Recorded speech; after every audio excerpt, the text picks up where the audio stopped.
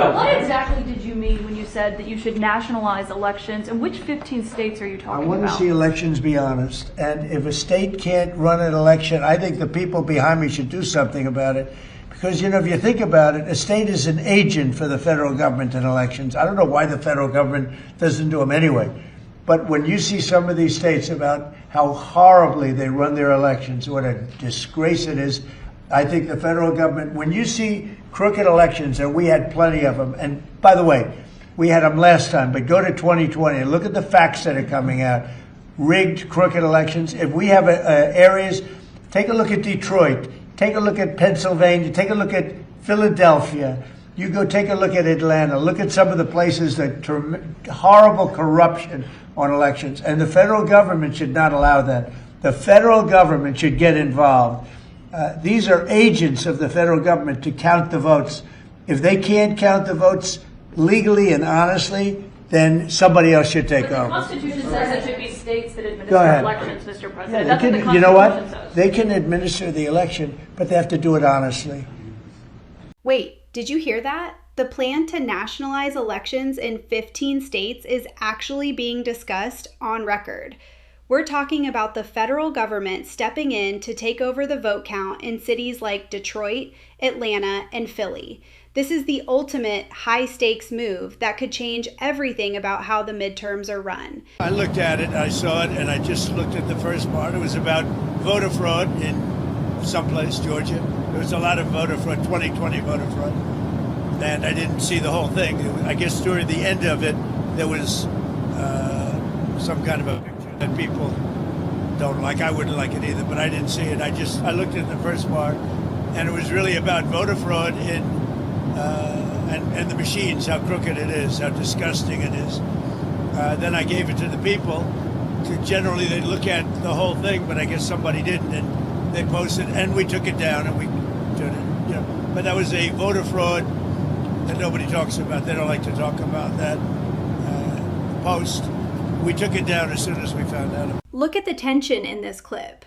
Trump is openly admitting they pulled down a video because of a picture people don't like, but he immediately pivots back to the machines. He's calling them crooked and disgusting right to the camera.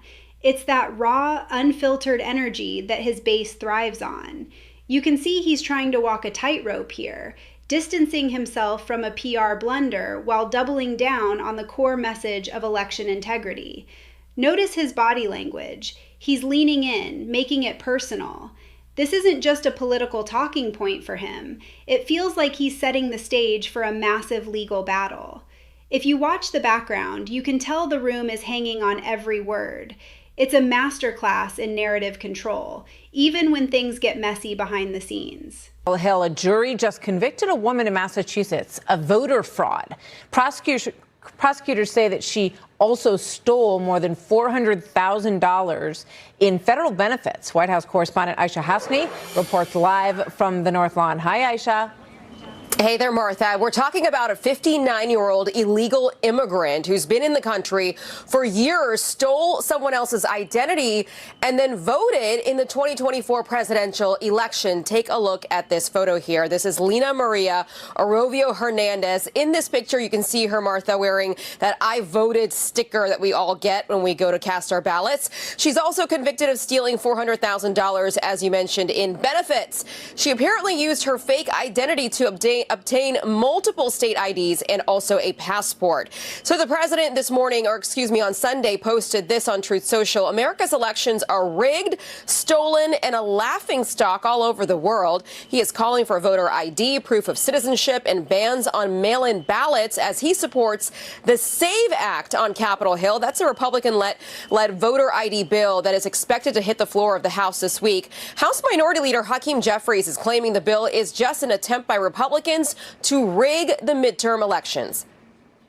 The question is that what Republicans are trying to do is to engage in clear and blatant voter suppression. They know that if there's a free and fair election in November, they're going to lose.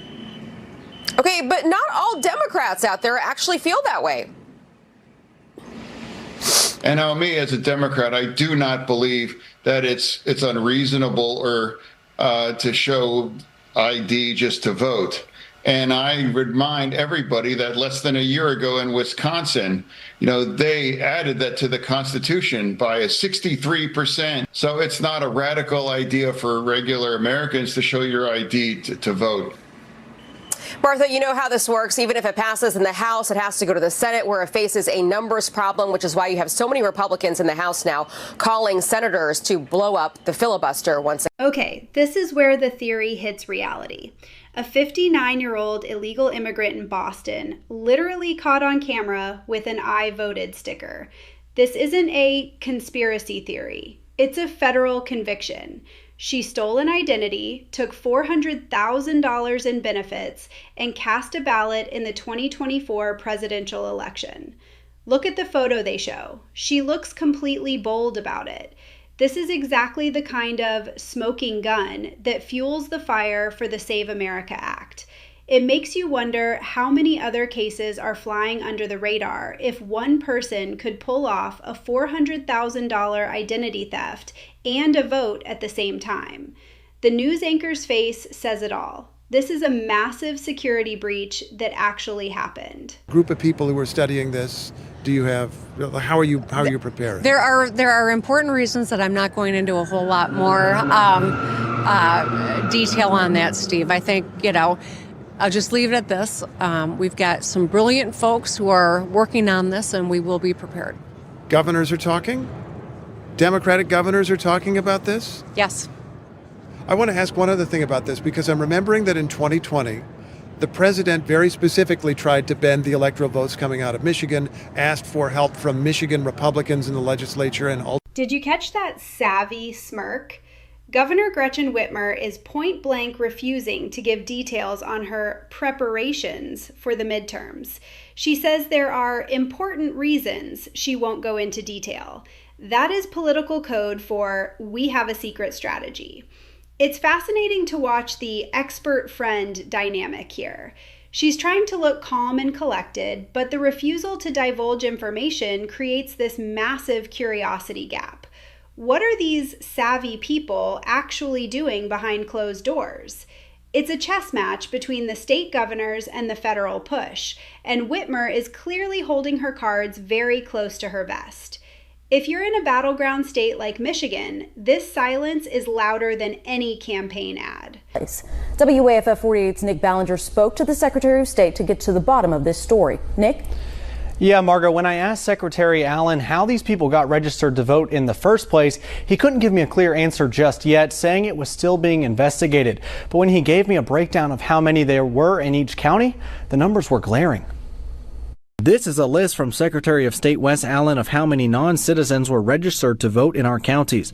The state found 3,251 people. 742 of them were from North Alabama. We got the information. We cross-checked it against our centralized data file here in the state of Alabama and found those 3,200 individuals. Over 3,000 non-citizens registered in Alabama?